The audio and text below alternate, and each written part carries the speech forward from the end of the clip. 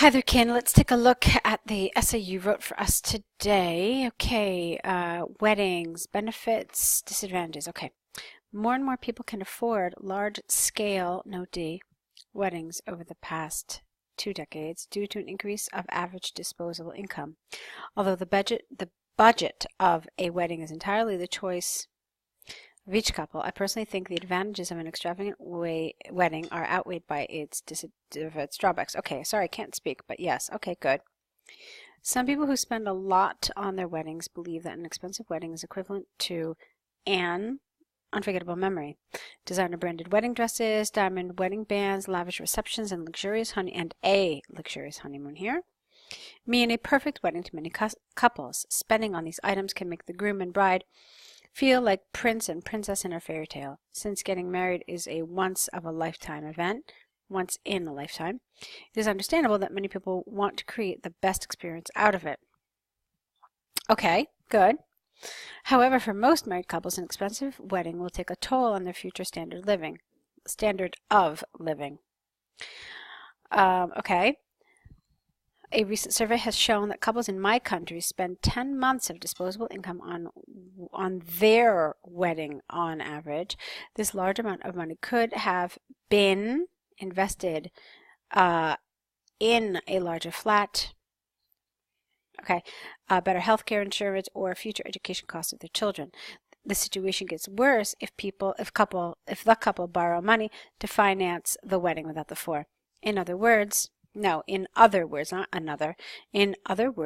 these people sacrifice a more comfortable married life for a vanity event which only lasts one day. Okay, nice, that's strong. To conclude, despite the splendid experience that a high-cost wedding can't provide, the detriments to the livelihoods of young couples should be taken into account. I believe a simple, modest wedding can make the married couple happier in the long run. Okay, I like this. This was really quite good. It was well developed. It flowed very nicely. There really wasn't anything serious in terms of grammar or vocabulary errors. I mean, there were little errors here and there, but nothing very, very serious that affected meaning at all. I liked it quite a bit, actually. You did a good job. If there was any area that I thought you could have possibly improved to make it even better, I would have suggested maybe just a little more development. Now, I haven't done a word count here. It's certainly over the 250 that we know to be the minimum, but I mean, you might have added just a little extra about it, primarily in this paragraph. But like I said, it's just, I mean, by no means, don't misunderstand me. I'm not saying that it's not well developed. It is. But if you wanted to even go a step higher, that's one place where you could have done it, just by adding a little more information. Okay, so it's really quite good. I don't have much else to say about it, so I'd like to look at your task 1 now. Okay, and here it is. It's the school subject preferences in New South Wales. You've included the diagrams. That's very helpful. Let's see what you said.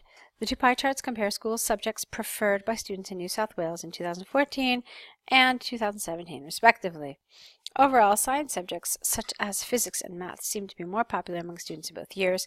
It is interesting to note that history, the only humanity subject in the survey, had grown in popularity over the 3 years.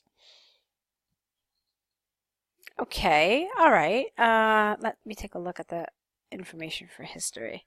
History was really low in 14, and then it grew in 2017. Okay, so fine. All right, let's keep going then. In 2014, maths and geography were the most preferred subjects, each of them comprising, ing, about 1/3 of the chart. Okay.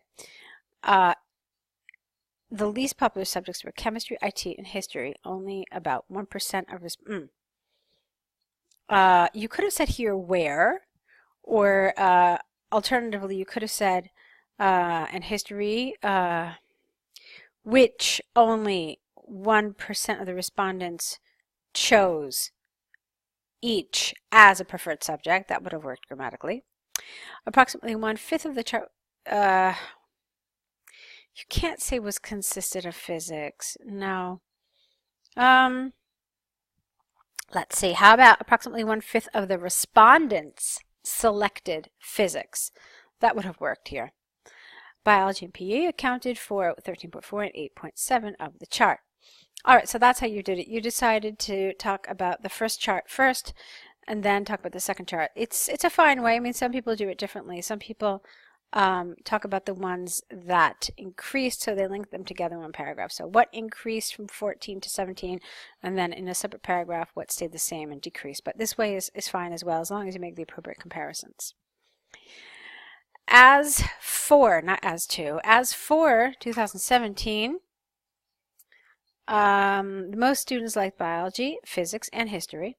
Apart from those, math and geography remained popular, I would have just said there, together contributing 1/3 of the chart. PE and IT were chosen by only 3.2 and 1.4 among all respondents as their preferred subjects, respectively. Okay, let's see here. 1, 2, 3, 4, 5, 6, 7. Okay, you did something here that I wouldn't say it's a huge problem, but it's certainly a problem. You didn't mention chemistry in 2017. I think that's a really important piece of information because even though it was really tiny in 2014, it didn't show up at all. So it's one of the things that I would have really liked you to have mentioned here, because here you have 8 categories and here all of a sudden you have 7, and I think that's fairly important to mention. Okay, so I would have liked to have seen that. Overall, this is a nice set of essays. You've done a very nice job overall, so good work. Go ahead and correct them, send them back to us corrected, add to your error correction list, and of course, write a new set of essays, okay? I'll be waiting for them, so good luck with your next writing assignment.